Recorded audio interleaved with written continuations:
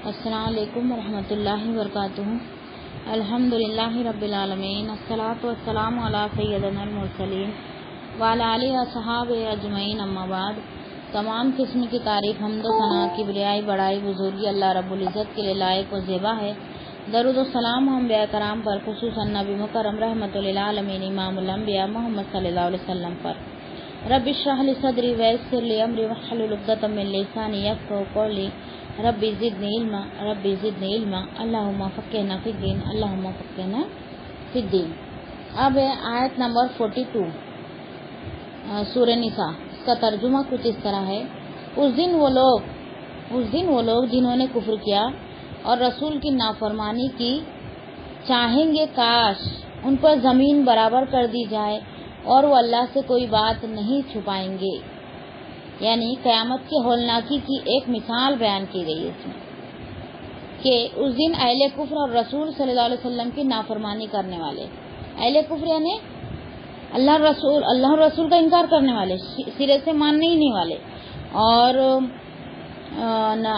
رسول کی نافرمانی کرنے والے کون ہیں؟ جو سنت پر عمل نہیں کرتے، ہے نا۔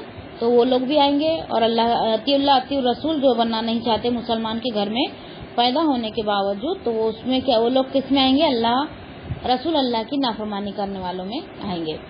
تو تمنا کریں گے کہ کاش انہیں مٹی بنا کر زمین میں ملا دیا جاتا، کاش کہ ان کو اللہ تعالیٰ فنا کر دیا جاتا، جیسے کہ جانور فنا ہو جاتے نا، ویسے وہ چاہیں گے کہ ہم بھی فنا ہو جاتے تو اچھا ہوتا، تاکہ حساب نہ دینا پڑتا، کیونکہ ان کی غلطیاں، ان کے گناہیں اتنی ہوں گی اور اس کا جو عذاب ہے وہ بھی اتنا دردناک ہوگا کہ وہ دیکھ کے تڑپ اٹھیں گے اور کیا سوچیں گے کہ کاش کہ ہم مٹی ہوتے، یا پھر اللہ تعالیٰ ہم کو خاک میں ملا دیتا تو ہم کو حساب کتاب دینا ہی نہیں پڑتا، اور جہنم میں نہ ڈالے جاتے، اور اس دن ان کا یہ حال ہوگا کہ وہ اللہ سے کوئی بات نہ چھپائیں گے، کوئی بھی بات اللہ سے وہ چھپا ہی نہیں سکیں گے۔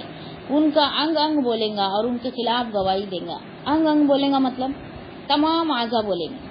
ابھی ہم کو کوئی بھی گواہی کے لیے بلائے یا ہم بات کرتے ہیں تو ہماری زبان ہی بولتی ہے نا، دو ہونٹ ہلتے ہیں، زبان بولتی ہے، لیکن قیامت کے دن اللہ کے سامنے انگلیاں، ہاتھ، پیر، آنکھیں، ناک، کان، ہونٹ سب بولیں گے، سب گواہی دیں گے کہ ہم نے کہاں کون سے گناہ کیے۔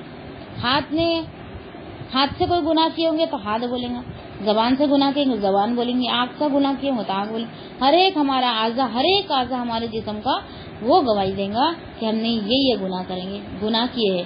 تو اس سے یہ پتہ چلا کہ ہم اللہ سے کوئی بات چھپا ہی نہیں پائیں گے۔ اگر ہم چھپا بھی لیں گے تو ہمارے تمام اعضا گواہی دیں گے کہ نہیں، اس نے یہ جگہ پر یہ اس طرح کا کس نے گناہ کیا تھا۔ وہ خود ہی اپنے اعضا جو ہے، ہمارے ہاتھ پیر جو بھی رہتے ہیں، وہ سب جو ہے، ہماری جلد بھی ہماری جو ہے وہ گواہی دیں گے کہ اس نے یہاں فلاں جگہ پہ فلاں گناہ کیا ہے۔ ٹھیک ہے، پھر آگے ہے آیت نمبر 43۔ بسم اللہ الرحمن الرحیم۔ اس کا ترجمہ کچھ اس طرح ہے: اے لوگوں جو ایمان لائے ہو، نماز کے قریب نہ جاؤ اس حال میں کہ تم نشے میں ہو۔ دیکھو، ابھی شراب کی حرمت کا وقت نہیں ہے، یہ شراب کی حرمت کا وقت نہیں آ رہا، بلکہ مکہ کے لوگوں کو شراب، اور مکہ اور مدینہ کے لوگوں کو شراب پینے کی بہت عادت تھی، اور رات دن نشے کے دھند میں رہتے تھے۔ تو اللہ تعالیٰ یہاں پہ سب سے پہلے کیا آیت نازل کیا؟ اے لوگوں جو ایمان لائے ہو، نماز کے قریب نہ جاؤ اس حال میں کہ تم نشے میں ہو، یہاں تک کہ تم جانو جو کچھ کہتے ہو، اور نہ اس حال میں کہ جنبی ہو مگر راستہ عبور کرنے والے، یہاں تک کہ غسل کر لو۔ جنبی یعنی جنابت، جنابت کو جنبی کہا گیا ہے۔ یہاں تک کہ غسل کر لو، اور اگر تم بیمار ہو یا سفر پر، یا تم میں سے کوئی قضائے حاجت سے آئے، سو تم نے عورتوں سے مباشرت کی ہو، پھر کوئی پانی نہ پاؤ، تو پاک مٹی کا کسب کرو، پس اپنے چہروں اور ہاتھوں پر ملو، بے شک اللہ ہمیشہ سے بہت معاف کرنے والا، بے حد بخشنے والا ہے۔ اب اس کو دیکھیں گے، ہم حدیثوں سے سمجھنے کی کوشش کریں گے۔ اس میں تیمم کا بھی حکم ہے، غسل کا بھی حکم ہے، اور سفر میں کس طریقے سے ہم پاک ہو سکتے ہیں اس کے بھی بارے میں ہے، اور نشے کے بھی بارے میں ہے، اور نشے کی حالت میں ہے تو نماز کے قریب نہیں جانے کا بھی ہم کو اسی آیت میں حکم دیا جا رہا ہے۔ اب اس کو حدیثوں سے ہم سمجھیں گے کہ سیدنا عبداللہ بن عمر رضی اللہ تعالیٰ عنہ بیان کرتے ہیں کہ رسول اللہ صلی اللہ علیہ وسلم نے فرمایا ہر نشہ آور چیز خمر ہے اور ہر نشہ آور حرام ہے. ہر نشہ اس میں تم اس کے نام بدل کر اگر پیئیں گے تو وہ بھی حرام ہے. جیسا کہ بیئر، وائن، الگ الگ نام رکھ لیے گئے، لیکن یہ ہے ہی کیا ہے؟ شراب ہے. تو یہ شراب کی ایک خاصیت ہوتی ہے کہ اس کو کیا کیا جاتا ہے، بوتلوں میں رکھ کر اس کو زمین میں گاڑ دیا جاتا ہے یا سمندر میں اتار دیا جاتا ہے پیک کر کے. وہ جتنی پرانی ہوتی ہے اتنا ہی اس میں نشہ ہوتا ہے. تو یہ نشے کے لیے اس کو پرانی کر کے پیتے ہیں. تو اس طرح کے کہ ہر ایک چیز جس میں زیادہ نشہ ہو وہ بھی، جس میں کم نشہ ہو وہ بھی حرام ہے. لیکن دوائی کے لیے اگر استعمال کیا جا رہا ہے الکوہل، جیسا کہ کھانسی کی دوا میں خاص طور سے رہتا ہے، سردی کھانسی کی دوا میں خاص طور سے بچوں کو بھی رہتا ہے، بڑوں کو بھی رہتا ہے. دیکھو جو سردی کھانسی کی ہم دوائی پیتے ہیں تو فوراً ہم کو نیند آنے لگتی ہے. بچہ بھی دیکھو سردی کی دوا پلا دو فوراً سو جاتا ہے. تو اس میں یہ چیز رہتی ہے. تو یہ دوا کے طور پر تھوڑا بہت استعمال کیا جا سکتا ہے، لیکن اپنے خواہشات نفس کے لیے نہیں پیا جا سکتا. تو یہ اگر چلو بھر بھی اگر ہم پی لیے، ایک گھوٹ بھی ہماری خواہش کے لیے پی لیے تو یہ گناہ میں آ جائے گا. ٹھیک ہے. اب دوسری حدیث سے سیدنا عبداللہ بن عمر رضی اللہ تعالیٰ عنہ بیان کرتے ہیں کہ رسول اللہ صلی اللہ علیہ وسلم نے رسول اللہ صلی اللہ علیہ وسلم کے ممبر پر خطبے میں فرمایا، اے لوگوں، جب شراب کی حرمت کا حکم نازل ہوا تو اس وقت یہ 5 چیزوں، اب کن کن چیزوں سے دیکھو شراب بنتی تھی، کون سی 5 چیزوں سے بنتی تھی اس ٹائم. ابھی تو دنیا بھر کی چیزیں ہوں گی، اللہ عالم، یہ چیزوں میں تو ہم پڑھے نہیں ہیں، ہم کو نہیں پتا. لیکن اس ٹائم پہ کون سی چیزیں شراب بنائی جاتی ہے، وہ 5 چیزیں تھی. سب سے پہلے انگور کو سڑا کر بنایا جاتا، آج بھی، پہلے بھی بنایا جاتا تھا آج بھی. اور کھجور تو بھی پہلے بھی بنایا جاتا تھا آج بھی. اور گندم اور جو اور شہد سے تیار کی جاتی تھی. یہ مجھے ابھی پتا چلا کہ گندم اور جو اور شہد سے بھی شراب بنتی ہے، مجھے ابھی پتا چلا. میرے کو کیا پتا تھا؟ انگور اور کھجور کا مجھے پتا تھا.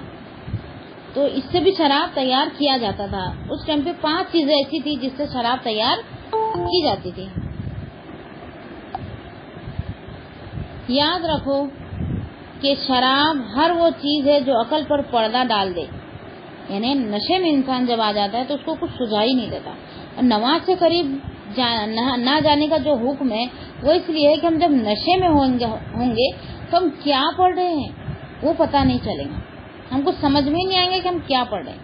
اسی لیے ہم کو نماز سے قریب آنے سے منع کیا گیا ہے. اور دوسری بات، جب ہم نماز پڑھتے تو ہمارے اندر وسوسے بہت آتے ہیں.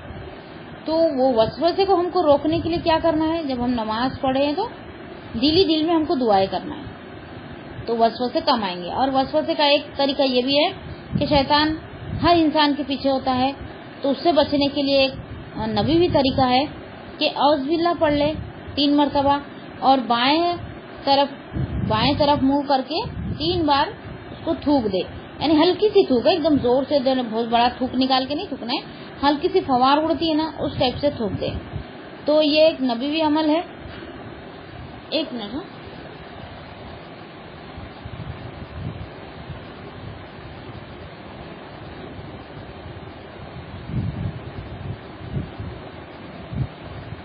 یہ ایک نبوی عمل ہے شیطان سے بچنے کے لیے، شیطان سے بچنے کا. اور نماز کی حالت میں اگر ہم کو وسوسے آتے ہیں، کوئی بات یاد آ جاتی ہے،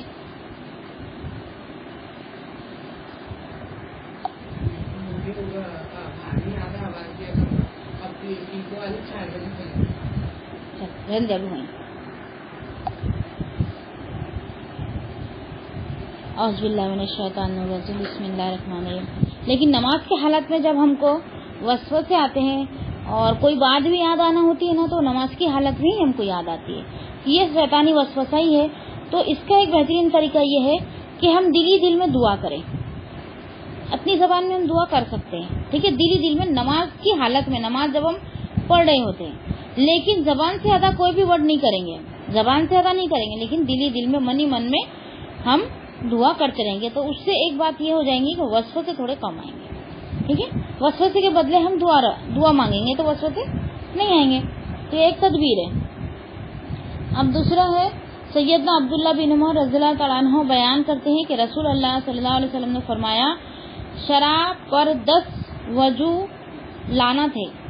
شراب بذات خود ملعون ہے، اس کا پینے والا، پلانے والا، بیچنے والا، خریدنے والا، نچوڑنے والا، جس کے لیے نچوڑی جائے اٹھانے والا، جس کی طرف اٹھا کر لے جائی جائے اس کی قیمت کھانے والا، یہ سب کے سب ملعون ہے۔ ملعون ہے نے لعنت کرنے والا ہے، لعنت کیا گیا، جس پہ لعنت کی جاتی ہے نا تو اس کو ملعون بھی کہا جاتا ہے، ٹھیک ہے۔ ٹھیک ہے، سیدنا عبداللہ بن عمر رضی اللہ تعالیٰ عنہ بیان کرتے ہیں کہ رسول اللہ صلی اللہ علیہ وسلم نے فرمایا، جو شخص دنیا میں شراب پیے اور پھر اس سے توبہ نہ کرے تو آخرت میں اس سے محروم رہے گا، یعنی کس سے محروم رہے گا؟ پانی سے محروم رہے گا۔ شراب ہم ابھی اردو زبان میں ہم شراب کس کو بولتے ہیں؟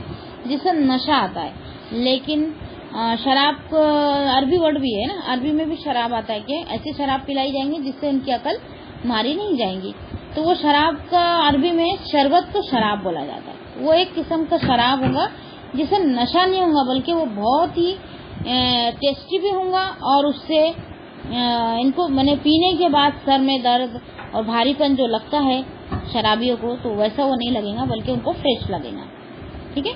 تو وہ شراب ان کو نہیں پی جائیں گی، اس کا مطلب یہ ہے کہ جنت سے دور کیا جائے گا، یہ سب چیزیں جنت کی ہے نا، اس کا مطلب یہ ہے۔ اور ایک حدیث سے سیدنا علی رضی اللہ تعالیٰ عنہ بیان کرتے ہیں کہ سیدنا عبد الرحمن بن عوف رضی اللہ تعالیٰ عنہ نے ہمارے لیے کھانا پکایا، پھر ہمیں بلایا اور ہمیں شراب پلائی، شراب نے ہمیں مدہوش کر دیا، اتنے میں نماز کا وقت آ گیا، انہوں نے مجھے امام بنا دیا، میں نے پڑھا کل یا ایھا الکافرون لا اعبد ما تعبدون ونحن نعبد ما تعبدون۔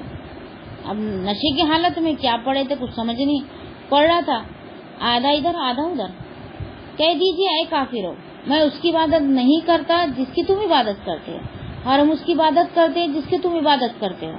تو اس وقت اللہ تعالیٰ نے یہ آیات نازل فرمائی کہ جب تم شراب کی حالت میں ہو تو نماز کے قریب مت جاؤ۔ نشے کی حالت میں کیا ہوتا ہے؟ انسان کچھ کا کچھ بک دیتا ہے کہ انہوں نے یہ آیت کو غلط پڑھ لیا تھا، اس کا ترجمہ دیکھو کتنا غلط ہو گیا تھا، کہہ دیجیے اے کافرو میں اس کی عبادت نہیں کرتا جس کی تم عبادت کرتے ہو، اور ہم اس کی عبادت کرتے ہیں جس کی تم عبادت کرتے ہو۔ تو اس وقت اللہ تعالیٰ نے یہ آیت نازل فرمائی کہ اے لوگوں جو ایمان لائے ہو نماز کے قریب مت جاؤ جبکہ تم نشے کی حالت میں ہو۔ جب شراب کی حرمت کا وقت نہیں آیا تھا، کیونکہ وہاں کے لوگ جو تھے نا شراب کے بہت عادی تھے، اتنا آسان نہیں تھا ان کے لیے چھوڑنا تھا، یہ تربیت کی جا رہی تھی دھیرے دھیرے۔ پہلے نماز کے قریب جانے کے لیے روکا گیا تو اتنی دیر وہ ان کی دارو چھوڑ، اتنی دیر وہ شراب نہیں پیئیں گے، نماز کے قریب اب جانا ہے پتہ ہے تو 15 منٹ پہلے سے تیاری کر لیں گے کہ ہم کو اب نماز کو جانا ہے، نماز کا وقت ہو رہا تو ہم کو پینا نہیں ہے۔ تو ایسے کرتے کرتے اللہ نے ان کی تربیت کی اور ان کی شراب جو ہے وہ چھڑوا دی۔ پہلے کیا کرتے تھے وہ رات اور دن نشے میں رہتے تھے، حضرت عمر کے بارے میں آتا تھا اتنا بھی پیتے تھے وہ کہ رات دن دھت میں رہتے تھے، تو ہر صحابی کا یہی حال تھا، وہاں کا ایسا رواج تھا، جب وہ شراب کی حرمت بھی نہیں آئی تھی تو وہ پیتے تھے، تو اللہ تعالیٰ ان کو ایک کیا بولتے ہیں پہاڑ میں سے جو ہیرا نکلتا ہے کچا ہوتا ہے نا، پھر اس کو کیا کرتے ہیں تراش کے اس کو ایک شیپ دیتے جب وہ خوبصورت نظر آتا ہے، تو ویسے ہی صحابہ کرام بھی ہیرے ہی تھے، لیکن ان کے اندر وہ یعنی وہ اسلام نہیں آیا تھا تو ان کو پتہ ہی نہیں تھا کہ اللہ کے حکم کیا ہے، تو نبی صلی اللہ علیہ وسلم نے آ کے ان کو پورا تراشے، وہ ایک شیپ والا ہیرا بن گئے، یعنی مکمل ہیرا جو بولتے ہیں نا وہ بن گئے۔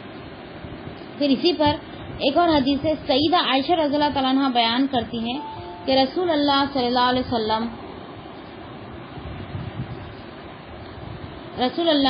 علیہ وسلم نے فرمایا جب کوئی شخص نماز پڑھتے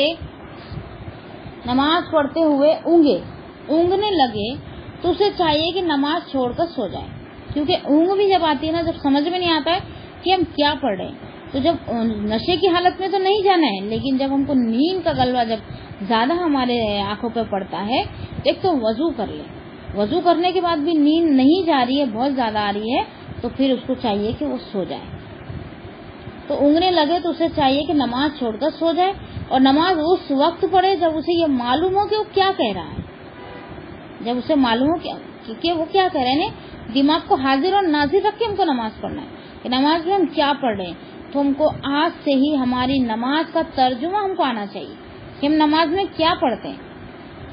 کم سے کم آخری کے 10 سورے کا تو بھی ترجمہ ہم کو یاد ہونا چاہیے. سبحان رب العظیم، سبحان رب الاعلیٰ، اس کا ترجمہ یاد ہونا چاہیے. اتحیات کا یاد ہونا چاہیے، درود شریف کا یاد ہونا چاہیے کہ ہم جب عربی میں پڑھ رہے تو ہم کو پتا ہونا چاہیے کہ ہم کیا پڑھ رہے، اللہ کے سامنے ہم کیا بول رہے. سورہ فاتحہ کا ہونا چاہیے. ہر جتنی بھی چیزیں نماز میں جو پڑھی جاتی ہے ان سب کا ترجمہ ہم کو یاد ہونا چاہیے. آج سے انشاءاللہ ہم جس کو یاد ہے الحمدللہ ثم الحمدللہ، کیونکہ اس میں بہت اچھے بھی لوگ ہیں الحمدللہ، لیکن کچھ لوگ ایسے بھی ہیں جو نماز کا ترجمہ نہیں جانتے، تو وہ آج سے ہی اس میں کوشش کرنا شروع کر دیں، یاد کرنا شروع کر دیں. ٹھیک ہے. ہو سکتا ہے کہ حالت نیند میں نماز ادا کرتے ہوئے وہ مغفرت کی دعا کرنے کے بجائے اپنے آپ کو گالیاں دینے لگے.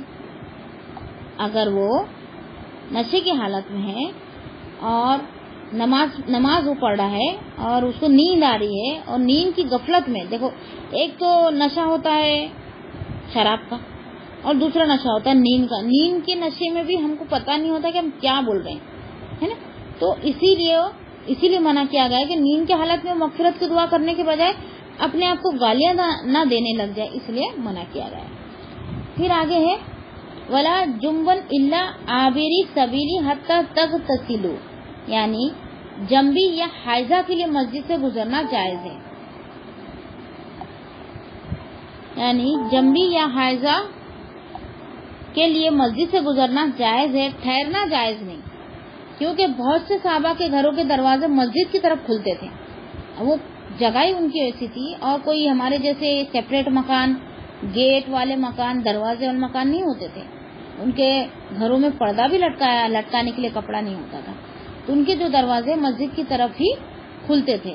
تو عورت مسجد میں سے جا سکتی تھی جنابت کی حالت میں بھی اور حیض کی حالت میں بھی، لیکن وہاں ٹھہر نہیں سکتی تھی، ترنت گزر جائے وہاں سے، جلدی سے وہاں سے نکل جائے.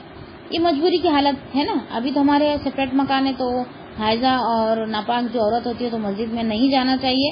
اور ہمارے یہاں سب سے پہلے تو انتظام بھی نہیں ہے عورتوں کا کہ ہم جائیں. ٹھیک ہے، ہم کو تو کوئی ایسا معاملہ پیش آتا نہیں، لیکن ایک نالج والی بات ہے، کبھی ایسا مسئلہ آ جائے، کبھی ایسا سوال آ جائے تو یہ ہم جواب دے سکتے کہ جنبی یا حائضہ کے لیے مسجد سے گزرنا جائز ہے. گزرنا یعنی اس کے اندر سے رستہ ہوتے ہوئے جا رہا ہے تو پھر ہم گزر سکتے ہیں، ٹھہرنا جائز نہیں. کیونکہ بہت سے صحابہ کے گھروں کے دروازے مسجد کی طرف کھلتے تھے، اس کے لیے غسل کر کے گزرنا مشکل تھا. اب ان کو باہر نکلنا ہے تو کیا وہ غسل کرنے کے لیے جائیں گے، بعد میں باہر نکلیں گے کیا؟ تو یہ چیز جو ہے بہت مشکل ہوتی تھی، اس لیے یہاں پہ اجازت دی گئی. اس پر یہ آیات نازل ہوئی، مگر آخر میں رسول اللہ صلی اللہ علیہ وسلم نے ابو بکر رضی اللہ تعالیٰ عنہ کے درچے کے سوا مسجد میں کھلنے والا تمام درچے بند کروا دیے. حضرت ابو بکر کو باقی رکھا، باقی سب کے دروازے بند کرا دیے اور دوسری طرف سے دروازے کھلوا دیے. ٹھیک ہے. سیدنا عبداللہ بن عباس رضی اللہ تعالیٰ عنہ بیان کرتے ہیں کہ رسول اللہ صلی اللہ علیہ وسلم نے فرمایا، ابو بکر کے درچے کے سوا مسجد کے کھلنے والے ہر درچے کو بند کر دو. کس نے فرمایا ہے؟ نبی صلی اللہ علیہ وسلم نے فرمایا. سیدہ عائشہ رضی اللہ تعالیٰ عنہ بیان کرتی ہیں کہ رسول اللہ صلی اللہ علیہ وسلم نے مجھے حکم فرمایا، مجھے مسجد سے چٹائی پکڑا دو. میں نے عرض کی، میں حالت حیض میں ہوں. اس پر آپ نے فرمایا، حیض تیرے ہاتھ میں تو نہیں ہے نا؟ اس کا مطلب کیا ہوا؟ جا کے آ سکتے ہیں، یعنی کوئی چیز ہے اگر ہم کو لینا ہے تو ہم لے کے آ سکتے ہیں. اب ہم کبھی سفر میں گئے، ہو سکتا ہے کہ کبھی مسجد سے گزر کے ہم کو دوسرا راستہ جانا پڑے، اور جو راستہ اس سائڈ جاتا ہو وہاں کوئی اور چیز ہو، یا ایسا رش ہو، یا پھر اور بھی کچھ ہو، ہے نا، وہ راستہ بند ہو چکا ہو تو مسجد سے ہی جانے کا راستہ ہو. ایک اتفاق بول رہی ہوں میں آپ کو، تو ہم جا سکتے، گزر سکتے. گزرنا یعنی جلدی سے وہاں سے نکل جانا، ٹھہرنا نہیں، رکنا نہیں. اس کی اجازت ہم کو دی گئی ہے. یہ حدیث سے آج ہم کو پتہ چلا. ٹھیک ہے. اب ہے سیدہ عائشہ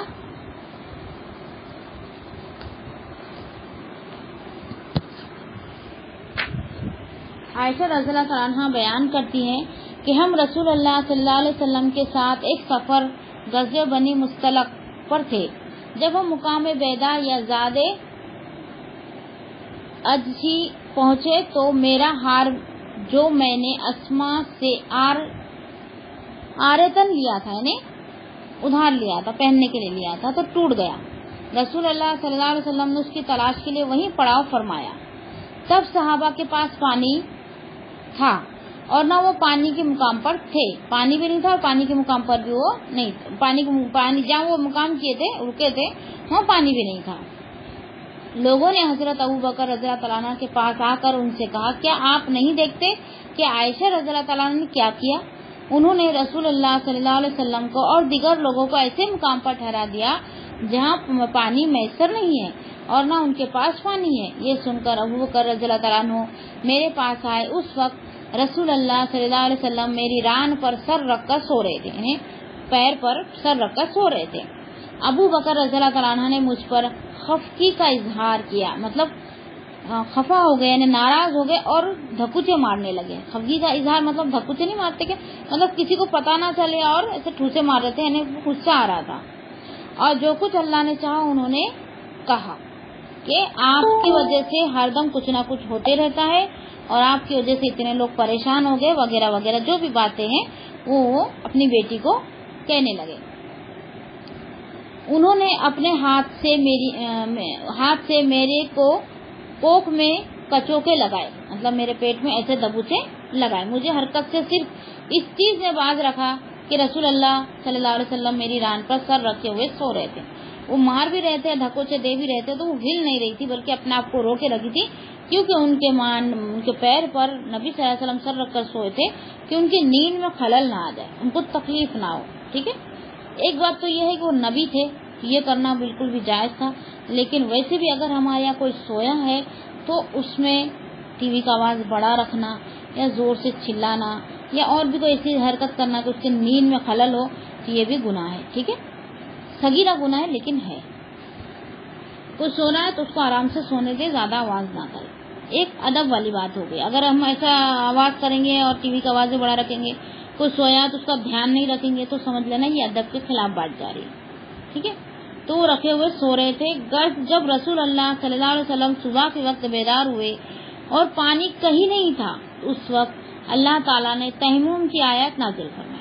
यहाँ पानी नहीं था तो क्या हुआ, वहाँ तयम्मुम की आयत नाजिल फरमाई, यही वाली जो भी हम तिलावत फरमाए। ठीक है, सब लोगों ने तयम्मुम किया, नमाज अदा की।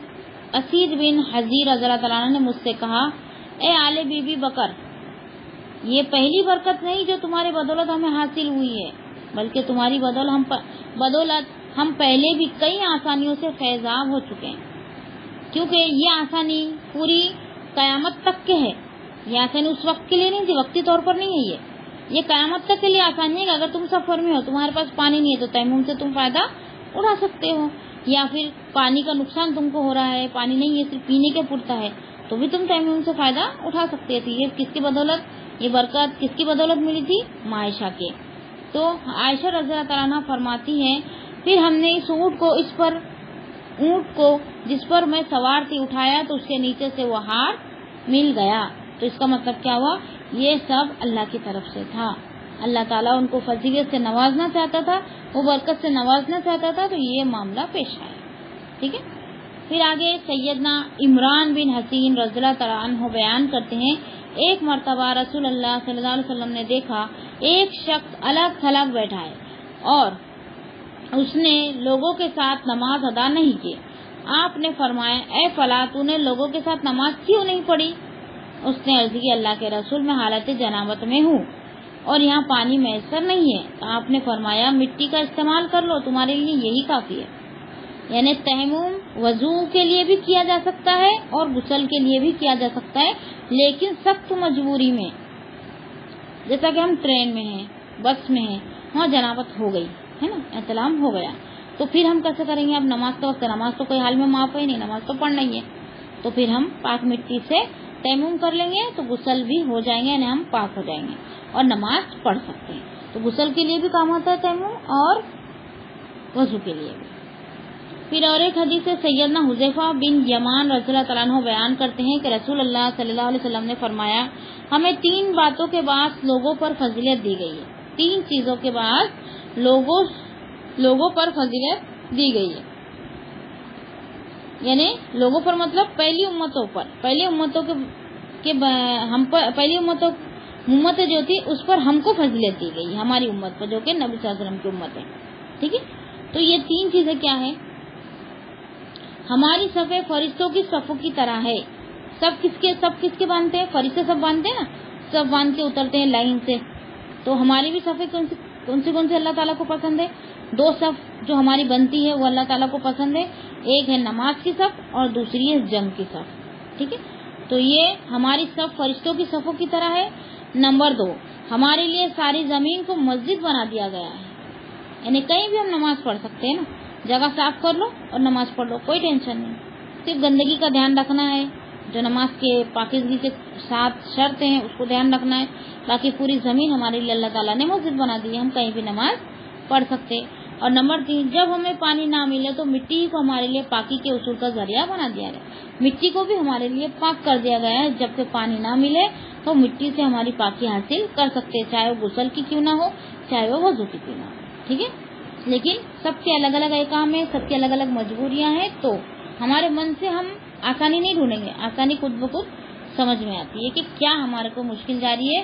اب وہ ہم کو اس تیمم سے فائدہ کیسے اٹھانا ہے یا خود بخود ہم کو سمجھ میں آ جاتا ہے.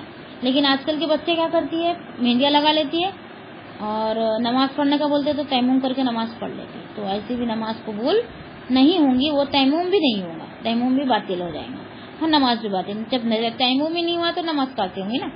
تو ایسی بات میں نہیں ہے. لیکن جب جان کا خطرہ ہو، پانی بالکل ہی نہ ہو، یا پھر ایسی جگہ ہم چلے گئے ہو، کنواں ہے، اب وہاں بالٹی بھی نہیں ہے پانی نکالنے کے لیے، ہم وہیں کھڑے، تو پھر تو بھی ہم تیمم سے فائدہ اٹھا سکتے ہیں. یا کنویں میں کود کے تھوڑے وضو کریں گے. تو ایسے حالات جو ہم کو خود بخود سمجھ میں آ جاتے ہیں، ایسے حالات پہ اجازت دی گئی ہے، یعنی ایک آسانی دی گئی دین میں. اور ایک حدیث ہے، حدیث اور 3-4 ہے، میں آپ کے سامنے رکھ دیتی ہوں. سیدنا ابو ذر رضی اللہ تعالیٰ عنہ بیان کرتے ہیں کہ رسول اللہ صلی اللہ علیہ وسلم نے فرمایا، یقیناً پاک مٹی مسلمان کے لیے طہارت کا ذریعہ ہے، ہوا وہ 10 سال تک پانی نہ پائے، اور جب پانی پا لے تو اسے اپنے جسم پر استعمال کرے، یہ اس کے لیے بہتر ہے. پانی اگر 10 سال بھی نہیں ملا تو مٹی سے فائدہ اٹھا سکتا ہے، اور اس کے بعد جب مل جائے تو پھر وہ پانی سے فائدہ اٹھائے. اور آگے ہے فَامْسَحُوا بِوُجُوهِكُمْ وَأَيْدِيكُمْ. عبد الرحمن بن اجا بیان کرتے ہیں کہ ایک شخص نے سیدنا عمر رضی اللہ تعالیٰ عنہ کے پاس آ کر ان سے عرض کی کہ کیا کروں، حالت جنابت میں ہوں، کیا کروں کہ میں حالت جنابت میں ہوں لیکن پانی میسر نہیں ہے. سیدنا عمر رضی اللہ تعالیٰ عنہ نے فرمایا کہ تم نماز نہ پڑھو. اس پر سیدنا عمار رضی اللہ تعالیٰ عنہ نے عرض کی، امیر المومنین، یاد نہیں کہ جب میں اور آپ ایک سریا میں تھے تب ہم حالت جنابت لاحق ہو گئی تھی اور ہمارے پاس پانی نہیں تھا، تو آپ نے نماز نہیں پڑھی تھی اور میں نے زمین میں اچھی طرح لوٹ پوٹ ہو کر نماز پڑھ لی تھی، اور واپس آ کر میں نے نبی صلی اللہ علیہ وسلم کی خدمت میں اس کا ذکر کیا تو آپ صلی اللہ علیہ وسلم نے فرمایا تھا تمہیں اتنا ہی کافی تھا کہ آپ نے اپنے دست مبارک کو زمین پر مارا تھا اور پھر اس میں پھونک مار کر اس کے ساتھ اپنے چہرے اور دونوں ہتھیلیوں کو مل لیا تھا. یعنی لوٹ پوٹ کرنے کی بھی ضرورت نہیں، پورا پاکی حاصل کرنے کے لیے بس تیمم کا طریقہ اتنا ہے کہ اوپر کی جو مٹی ہے، کنکر وغیرہ، وہ ہٹا دے اور اس پر ہاتھ مارے، اور ہاتھ مارنے کے بعد وہ ڈسٹ ہمارے ہاتھ پہ چپک جاتا ہے نا تو اس کو پھونک مار دے تو وہ اڑ جاتا ہے، اور پھر ہمارے چہرے پر اور ہاتھ پر پھیر لے. اس میں تھوڑا سا اختلاف ہے کہ کوئی جماعت ہے جیسے اسلامی جماعت ہے وہ کہتی ہے کہ پورے کونیے تک ہاتھ گھمانا ہے، اور جو اہل حدیث ہے وہ کہتے ہیں کہ پنجوں تک، کلائی تک بھی گھما لے تو کافی ہے. تو جیسے بھی جو ٹھیک لگے وہ ہم کر سکتے ہیں. اب جماعت کے حساب سے جو جماعت سے جڑا ہے وہ اس کے حساب سے کر سکتا ہے. تو اس میں تھوڑا اختلاف ہے، خالی اس میں یہ دیا ہے کہ چہرے اور ہاتھ پر ہاتھ پھیر لے. تو ہم چہرہ اور ہاتھ پر ہاتھ پھیر لے مٹی پہ ہاتھ مارنے کے بعد تو تیمم ہو جائے گا. پھر آگے ایک آخری حدیث ہے کہ سیدنا جابر بن عبداللہ رضی اللہ تعالیٰ عنہ بیان کرتے ہیں کہ رسول اللہ صلی اللہ علیہ وسلم نے فرمایا، مجھے 5 ایسی چیزیں عطا کی گئی ہے جو مجھ سے پہلے کسی کو عطا نہیں کی گئی. نبی صلی اللہ علیہ وسلم نے فرمایا مجھے 5 چیزیں ایسی عطا کی گئی جو میرے سے پہلے جو نبی آئے ان کو بھی اللہ تعالیٰ نے وہ چیزیں نہیں عطا کی. وہ 5 چیزیں ہم دیکھیں گے. نمبر 1 مہینے کی مسافت سے دشمن پر رعب کے ساتھ میری مدد کی گئی. यानी 1 महीने की मुसाफिर का नहीं, 1 महीना जाने को लग रहा है। इतने दूर से दुश्मन जो है दुश्मनों पर नबी सल्लल्लाहु अलैहि वसल्लम को सहाबा का रुआब डाल दिया था अल्लाह ताला ने। ठीक है, रुआब पढ़ने से बहुत फायदा होता है। हमारे जो माँ बाप होते हैं ना, उनका हम पे बहुत रुआब होता है ना, हम देख के डर जाते, वो हमको कुछ भी नहीं कहते, लेकिन हम उनके सामने कोई ऐसी हरकत नहीं करते कि उनको गुस्सा आ जाए। तो एक रौब हमारे दिल में बैठा होता है, नहीं ऐसा करूंगे तो ये मुझे डांटेंगे, तो उसको बोलते हैं रौब। तो दुश्मनों का जो दिलों में नबी सल्लल्लाहु अलैहि वसल्लम और सहाबा का रौब जो अल्लाह ताला ने उनके अंदर डाल दिया था, तो उससे इन लोगों को बहुत मदद मिलती थी। और नंबर 2, मेरे लिए सारी जमीन को मस्जिद और जरिए तहारत करार दिया गया, लिहाजा मेरी उम्मत के आदमी पर जहाँ नमाज का वक्त आए वो उसी जगह नमाज अदा कर ले। उसके पास मस्जिद भी है और तहारत का सामान भी। मस्जिद यानी जमीन है, पूरी जमीन को मस्जिद बना दिया गया, कहीं भी नमाज पढ़ो। और तहारत का मतलब मिट्टी जो है वो पाक कर दी गई है। अगर पानी नहीं है तो तुम मिट्टी से पाकी हासिल करके नमाज अदा कर सकते हो। नंबर 3, मेरे लिए गनीमतों को हलाल करार दिया गया, जिन्हें मुझसे पहले किसी के लिए भी हलाल करार नहीं दिया गया था। पहले जंगें होती थी, जो माली गनीमत मिलता था वो हलाल नहीं था, लेकिन नबी सल्लल्लाहु अलैहि वसल्लम के दौर में जो जंगें होती थी उसमें जो माली गनीमत उन पर हासिल होता था वो उन पर अल्लाह ताला ने हलाल कर दिया था। और नंबर 4, मुझे शिफात अता की गई है। शिफात कौन करेंगे? हमारे नबी सल्लल्लाहु अलैहि वसल्लम करेंगे, लेकिन वो भी अल्लाह की इजाजत से, और वो भी अल्लाह ताला जिसके लिए कहेंगे उसी के लिए, तमाम लोगों के लिए नहीं आएंगे। जो नेक होंगे, अल्लाह रसूल की पैरवी करते होंगे और उनके दिल में ईमान होगा, शिर्क से पाक होंगे, ये सब गुनाहों से पाक होकर अल्लाह के यानी परहेजगारी की जिंदगी जिसने गुजारा होगा, उनके मुतालिक अल्लाह ताला उनकी सिफारिश करने का उन्हें हुक्म देगा, बाकी सबके लिए नहीं होगा ये। और आखिरी है 5, हर नबी को अपनी कौम ही की तरफ मबूस किया जाता था, ताहम मुझे तमाम लोगों की तरफ मबूस किया गया है। सबकी एक ही कौम थी, है ना। लूत अलैहिस्सलाम की अलग कौम थी, उसी दौर में इब्राहिम अलैहिस्सलाम भी नबी थे, उनकी कौम अलग थी, फिर शोएब अलैहिस्सलाम थे, मूसा अलैहिस्सलाम थे, ये सब जो थे अपने अपनी कौम को ही दावत देते थे। लेकिन नबी सल्लल्लाहु अलैहि वसल्लम इन सबसे अलग, मतलब अब कयामत तक जितने भी लोग आएंगे उन सब के नबी हमारे सल्लल्लाहु अलैहि वसल्लम उन सब की तरफ भेजे गए। जो पैदा होने वाला भी उसकी तरफ भी भेजे गए, जो पैदा हो गया नबी सल्लल्लाहु अलैहि वसल्लम को नबूवत के बाद से जितने लोग वहाँ मौजूद थे उन सब के लिए, यानी कयामत तक के लिए नबी सल्लल्लाहु अलैहि वसल्लम मबूस किए गए, नबी बनाकर भेजे गए। ये एक खासियत, ये जो 5 खास चीजें मैंने अभी बयान की वो हमारे नबी सल्लल्लाहु अलैहि वसल्लम के लिए खास थी। ठीक है, तमाम नबियों से उनके लिए खास थी। फिर आगे है आयत नंबर 44 और 45 दोनों एक साथ। बिस्मिल्लाहिर्रहमानिर्रहीम, इसका तर्जुमा कुछ इस तरह है, क्या तूने उन लोगों को नहीं देखा जिन्हें किताब का एक हिस्सा दिया गया? वो गुमराही को खरीदते हैं और चाहते हैं कि तुम रास्ते से भटक जाओ, और अल्लाह तुम्हारे दुश्मनों को ज्यादा जानने वाला है, और अल्लाह काफी दोस्त है और अल्लाह काफी मददगार है। यानी अल्लाह ताला यहूदियों के बारे में बता रहा है कि वो जालिम हिदायत के बजाय गुमराही को खरीदते हैं, हिदायत को छोड़ देते हैं और गुमराही को खरीदते हैं। ये यहूदियों की तरफ इशारा, अहले किताब जब आता है ना तो ये यहूदियों की तरफ ही इशारा होता है।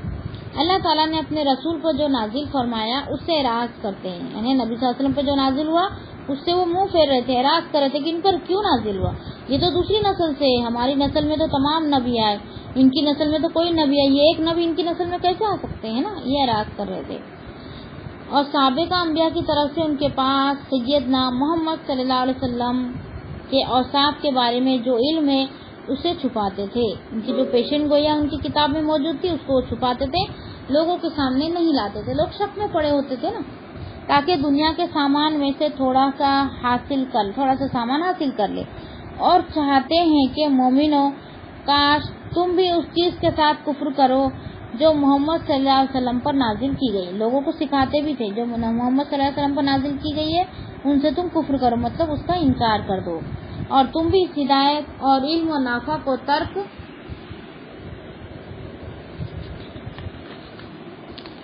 कर दो जिससे तुमको नवाजा गया है। अल्लाह मुसलमानों को उन दुश्मनों से बचने की तलकीन फरमा रहा है। ये बहुत खतरनाक दुश्मन थे उस दौर के, यहूदी जो थे ना बहुत खतरनाक दुश्मन थे। تو اللہ تعالیٰ بار بار تنبیہ کر رہا ہے مسلمانوں کو کہ تم ان کی دشمنی سے بچتے رہو اور چوکنا رہو، کہیں تمہیں یہ اپنے دین سے پھیر نہ دے۔ پھر آگے ہے الم تر الی الذین اوتوا النصیب من الکتاب۔ اللہ تعالیٰ نے اس صورت میں اس کی گمراہی اور ایمان والوں کو گمراہ کرنے کے لیے ان کے ایک چال کی طرف اشارہ کرتے ہوئے ارشاد فرمایا۔ کس کی چال؟ یہودیوں کی چال۔ وہ چال بڑی چلتے تھے وہ لوگ، تو ان کی چال کی طرف اشارہ کرتے ہوئے اللہ تعالیٰ نے فرمایا سورہ النساء آیت نمبر 51 میں، کیا تو نے ان لوگوں کو نہیں دیکھا جنہیں کتاب کا ایک حصہ دیا گیا؟ وہ بتوں اور باطل معبودوں پر ایمان لاتے ہیں، اور جن لوگوں نے کفر کیا ان کے متعلق کہتے ہیں کہ یہ ان سے زیادہ سیدھے راستے پر ہیں جو ایمان لائے ہیں۔ قرآن مجید میں اللہ تعالیٰ نے ان کی ظاہر اور پوشیدہ مختلف سازشوں کا ذکر کیا ہے جن کے ذریعے سے مسلمانوں کو بہکا کر اسلام سے برگزیدہ کرنا چاہتے تھے، پورا زور لگا دیتے تھے کہ وہ دین سے اسلام سے ان کو ہٹا دے، لیکن مخلص مسلمان کا وہ کچھ نہیں بگاڑ سکتے تھے، لیکن جو ظاہری طور پر نئے نئے مسلمان بنتے تھے ان کو وہ پھیر دیتے تھے۔ اور سورہ بقرہ آیت نمبر 111 میں اللہ تعالیٰ نے فرمایا اور انہوں نے کہا جنت میں ہرگز داخل نہیں ہوں گے مگر جو یہودی ہوں گے یا نصارا، یہ ان کی آرزویں ہی ہیں، کہہ دے لاؤ اپنی دلیل اگر تم سچے ہو۔ کیسے پتا ان کو کہ وہ جنتی ہے؟ کہ ان کو اللہ تعالیٰ جنت میں ہی داخل کرے گا، کہ ایسے دعوے کر رہے ہیں۔ تو اللہ تعالیٰ فرما رہا ہے یہ ان کی دل کی آرزو ہے، یہ ان کی خواہشات ہیں، ان کے دل میں ہی رہنے والی ہے، یہ پوری ہونے والی نہیں ہے۔ اگر ان سے کہو اگر تم سچے ہو تو کوئی دلیل ان کو لا کر بتاؤ، کوئی ثبوت لا کر بتاؤ۔ پھر اور دوسری جگہ اللہ تعالیٰ نے فرمایا سورہ آل عمران آیت نمبر 72، اے اہل کتاب میں سے ایک گروہ نے کہا تم دن کے شروع میں اس چیز پر ایمان لاؤ جو ان لوگوں پر نازل کی گئی ہے جو ایمان لائے ہیں، اور اس کے آخر میں انکار کر دو تاکہ وہ واپس لوٹ آئے۔ اہل کتاب میں سے ایک گروہ نے کہا کہ تم دن کے شروع میں اس چیز پر ایمان لاؤ جن لوگوں پر نازل کی گئی ہے، اور جو ایمان لائے ہیں ان کے آخر میں انکار کر دو تاکہ وہ واپس لوٹ آئے، یعنی صبح کو ایمان لاؤ اور شام کو چھوڑ دو۔ اور ایک آخری دلیل ہے اس آیت کی سورہ آل عمران آیت نمبر 100، اے لوگوں جو ایمان لائے اگر تم ان میں سے کچھ لوگوں کا کہنا مانو گے جنہیں کتاب دی گئی ہے تو وہ تمہیں تمہارے ایمان کے بعد پھر کافر بنا دیں گے۔ تم ایسے لوگوں کی بات مانو گے تو وہ تمہارے ایمان لانے کے بعد بھی وہ تم کو کافر بنا سکتے ہیں، اتنی ڈینجر چالیں وہ چلتے تھے۔ وآخر دعوانا الحمدللہ رب العالمین۔ اب میں دعا کر لیتی ہوں۔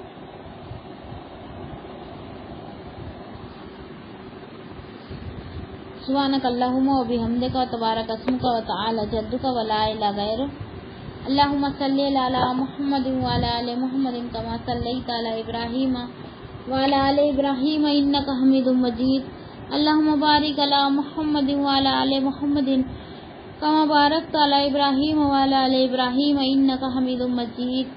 بسم اللہ الرحمن الرحیم، الحمدللہ رب العالمین الرحمن الرحیم مالک یوم الدین، ایاک نعبد و ایاک نستعین، اہدنا الصراط المستقیم، اہدنا الصراط المستقیم، اہدنا الصراط المستقیم، صراط الذین انعمت علیہم غیر المغضوب علیہم ولا الضالین آمین۔ لا یکلف اللہ نفسا الا وسعها لا ما کسبت وعلیہا ما اکتسبت، ربنا لا تؤاخذنا ان نسینا واخطأنا، ربنا ولا تحمل علينا إصرا كما حملته على الذين من قبلنا، ربنا ولا تحملنا ما لا طاقة لنا به واعف عنا واغفر لنا وارحمنا أنت مولانا فانصرنا على القوم الكافرين۔ اللهم إني أسألك إيمانا كاملا ويقينا صادقا ورزقا واسعا وقبلا خاشعا ولسانا ذاكرا وكسبا حلالا طيبا وتوبة نصوحا وتوبة قبل الموت وراحة عند الموت مغفرة رحمة بعد الموت وعفوا عند الحساب والفوز بالجنة والنجاة من النار يا عزيز يا غفار، ربي زدني علما والحقني بالصالحين۔ اللهم إني أعوذ بك من الشك والشرك والشقاق والنفاق والسوء الأخلاق والسوء المنظر والمنقلب في المال والأهل والولد، اللهم إني أسألك رضاك والجنة وأعوذ بك من سخطك والنار، اللهم إني أعوذ بك من فتنة القبر وأعوذ بك من فتنة المحيا والممات۔ اعوذ باللہ ان نکون من الجاہلین ربنا لا تزغ قلوبنا بعد إذ هديتنا وهب لنا من لدنك رحمة إنك أنت الوهاب ربنا افرغ علينا صبرا وتوفنا مسلمين ربنا اغفر لي ولوالدي وللمؤمنين يوم يقوم الحساب رب اشرح لي صدري ويسر لي أمري رب ارحمهما كما ربياني صغيرا رب زدني علما رب أني مسني الضر وأنت أرحم الراحمين لا إله إلا أنت سبحانك إني كنت من الظالمين رب اغفر وارحم وأنت خير الراحمين ربنا هب لنا من ازواجنا وذرياتنا قرة عين واجعلنا للمتقين اماما رب هب لي حكما والحقني بالصالحين واجعلني لسان صدق في الاخرين واجعلني من ورثة جنة النعيم رب اعوذ بك من همزة الشيطان واعوذ بك رب ان يحضرون ربنا اصرف عنا عذاب جهنم ان عذابها كان غراما ربنا آتنا في الدنيا حسنة وفي الآخرة حسنة وقنا عذاب النار وقنا عذاب القبر وقنا عذاب الحشر وقنا عذاب الصراط یا عزیز یا غفار یا رب العالمین۔ اے اللہ تمام تعریف ساری حمد و ثنا آپ ہی کے لیے ہے، آپ کا کوئی شریک نہیں۔ اے اللہ ہم پاکی بیان کرتے ہیں، تجھی سے مدد چاہتے ہیں اللہ۔ اے اللہ ہم عاجز بندے تیری پاکی بیان کرتے ہیں، تجھی سے مدد چاہتے ہیں اللہ۔ اے اللہ ہمارے صغیرہ اور کبیرہ گناہوں کو معاف فرما۔ اے اللہ ہم سے درگزر کا معاملہ عطا فرما، فکر سے، غم سے، سستی سے، بزدلی سے بچا۔ اے اللہ تمام مسلمانوں کی مغفرت فرما اور اسلام کی حفاظت فرما۔ اے اللہ ہمیں غلا غیبت سے بچانا، حسد، کینہ، کپٹ، گھمنڈ، فخر، تکبر سے بچانا۔ ہمارے دل کو پاک کر دے، نفاق سے، جھوٹ بولنے سے بچا۔ اے اللہ نفس کے سر سے بچانا، شیطان کے بہکاؤ میں آنے سے بچانا۔ اے اللہ ہمیں سیدھے راستے پر چلانا، اسلام اور مسلمانوں کی عزت عطا فرما۔ اے اللہ آپ کے ناراضی اور غصے اور غضب سے بچا۔ اے اللہ آپ کی رضا والے کام کرنے کی ہدایت نصیب فرما۔ اے اللہ ہمارے اولاد کو نیک بنا، نماز کے پابند بنا، نیک عمل کرنے کی توفیق عطا فرما۔ اے اللہ ہماری اولاد کو قرآن مجید کو سمجھ کر، پڑھ کر، عمل کر کے دوسروں تک پہنچانے والے بنا۔ اے اللہ ہمیں بھی قرآن مجید پڑھ کر، سمجھ کر، عمل کر کے دوسروں تک پہنچانے والے بنا۔ برے منظر، برے حادثے اور برے اخلاق سے بچا لینا۔ اے اللہ ہم کو جہنم کی آگ سے بچا لینا اور بے شمار نعمتوں والی جنت کا وارث بنا، اور حق بات کہنے اور سننے اور اس کو مان کر عمل کرنے کی توفیق عطا فرما۔ اے اللہ مال اور اولاد کی آزمائش سے بچا۔ اے اللہ ہمارے ظاہر اور باطن کو ایک کر دے۔ اے اللہ تمام امید مرد اور عورتوں کو بخش دے، تو بڑا ہی مہربان اور بخشنے والا ہے اللہ۔ اے اللہ جو قرض دار ہے ان کی قرض کی ادائیگی کرا دے، جو بے اولاد ہے ان کو اولاد عطا فرما۔ اے اللہ جو بیمار ہے ان کو شفا عطا فرما، اچھے عمل، اچھے اخلاق اور گناہوں سے بچنے کی توفیق عطا فرما۔ اے اللہ قبر کے عذابات اور اندھیرے سے بچا لینا، منکر نکیر کے سوالات سے ہماری مدد فرمانا، دجال کے فتنے سے بچا لینا۔ اے اللہ موت کی سختی کے وقت ہماری مدد فرمانا، ہماری تکلیفوں کو دور فرمانا۔ اے اللہ سکرات کے وقت ہماری زبان پر کلمہ جاری کر دینا، لا علاج بیماریوں سے بچا لینا۔ اے اللہ مرتے دم تک ایمان پر قائم رکھنا۔ اے اللہ ہمارے نام اعمال سیدھے ہاتھ میں دینا، مرنے سے پہلے سچی توبہ نصیب فرمانا، آخرت کی تیاری کی فکر کرنے والے بنا دینا۔ اے اللہ قیامت کی گرمی اور جہنم کی آگ سے بچا لینا۔ اے اللہ اپنے عرش کے سائے میں جگہ نصیب فرمانا، آپ کا دیدار نصیب فرمانا۔ اے اللہ محمد صلی اللہ علیہ وسلم کے ہاتھوں سے جام کوثر نصیب فرمانا، ہمارا حساب آسان کر دینا۔ اے اللہ ایسے عمل کرا دینا جو آپ کے دربار میں قبول ہو۔ اے اللہ دکھاوے اور ریاکاری والے عمل سے بچا لینا، شرک اور بدعت سے بچانا، صرف آپ کی رضامندی والے کام کرنے کی ہدایت نصیب فرمانا۔ اے اللہ دنیا اور آخرت میں بھلائی عطا کر اور دونوں جہاں کی رسوائی سے بچا۔ اے اللہ ہمارے دلوں میں صبر اور شکر ڈال دے اور ہماری زبان کو ہمیشہ تیرا ذکر اور شکر کرنے والی بنا، اور ایسا دل جو تجھ سے ڈر کر کام کرنے والا ہو۔ اے اللہ ہم کو گنہگار لوگوں میں شامل نہ کرنا، اے اللہ ہم کو تو نیکوکاروں میں شامل کر دینا۔ اے اللہ ہمیں بخش دے، ہم پر رحم فرما۔ ہمیں ہدایت نصیب فرما، ہمیں حلال روزی نصیب فرما، ہمیں ہر بیماری، ہر مصیبت، ہر آنے والی بلاؤں سے محفوظ رکھنا، لا علاج بیماریوں سے بچا لینا اے اللہ ہمارے گروپ میں 2 بہنیں اللہ جو نیک اولاد کی طلبگار ہے اللہ، ان کو نیک اولاد عطا فرما دینا، ان کے انتظار کو قبول فرما لینا، ان کے دعاؤں کو قبول فرما لینا اے اللہ، ایسی اولاد عطا فرمانا جو پچھلے غم بھول جائے اے اللہ۔ اس کتاب قرآن نے میری زبان جو پڑھتی ہے اس میں مجھے تفکر اور تدبر، اس کی سمجھ عطا فرما اور اس کے معنی اور عجبات کی پہچان کروا، اور جب تک ہم زندہ رہیں اس کے مطابق عمل کرے، بے شک تو ہر چیز پر قدرت رکھنے والا ہے اے اللہ مانوس کر دے میری وحشت کو میرے قبر میں اے اللہ، قرآن کی وجہ سے مجھ پر رحم کر اور اس کو میرے لیے امام اور نور، ہدایت اور رحمت کا ذریعہ بنا اے اللہ۔ جو کچھ میں بھول جاؤں مجھے یاد کروا دینا، وہ کچھ مجھے سکھا دے جو مجھے معلوم نہیں، مجھے توفیق دے کہ میں دن کی گھڑیوں میں اور رات کی گھڑیوں میں اس کی تلاوت کروں اور اس کو میرے لیے دلیل بنا دے اے اللہ۔ میری پیشانی تیرے قابو میں ہے، میرے حق میں تیرا حکم جاری ہے، تیرا فیصلہ میرے بارے میں انصاف کے ساتھ ہے۔ میں تجھ سے سوال کرتی ہوں تیرے ہر اس نام کے واسطے سے جو تو نے اپنے لیے پسند کیا، یا اپنی کتاب میں تو نے اتارا، یا اپنی مخلوق میں سے کسی کو تو نے سکھایا، یا اپنے علم غیب میں تو نے اس کو اختیار کر رکھا، اس بات کو کہ تو قرآن مجید کو میرے دل کی بہار، تو میری آنکھوں کا نور بنا دے اور دور کر رنج و غم کو، میری فکر و پریشانیوں کو دور کرنے کا ذریعہ بنا اے اللہ۔ تو ہم کو اپنا ایسا خوف عطا فرما جو ہمارے درمیان اور ہمارے گناہوں کے درمیان حائل ہو جائے، اور ایسی اطاعت عنایت فرما جو ہم کو تیری جنت میں پہنچا دے، اور ایسا یقین جس سے تو ہماری دنیا کی مصیبتوں کو آسان کر دے۔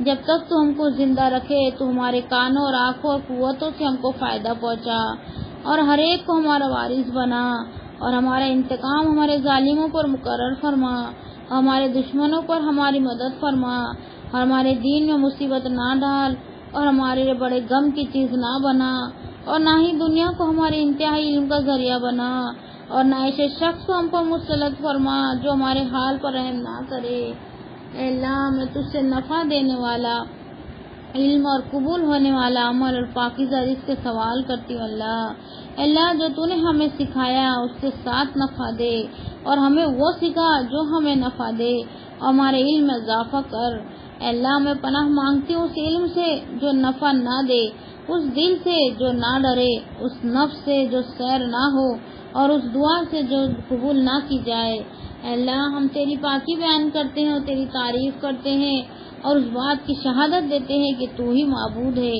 اور تجھی سے بخشش مانگتے ہیں، اور تیری ہی طرف لوٹ کر جانا ہے اللہ۔ سبحان ربک رب العزت عما یصفون، السلام علی المرسلین، الحمد للہ رب العالمین۔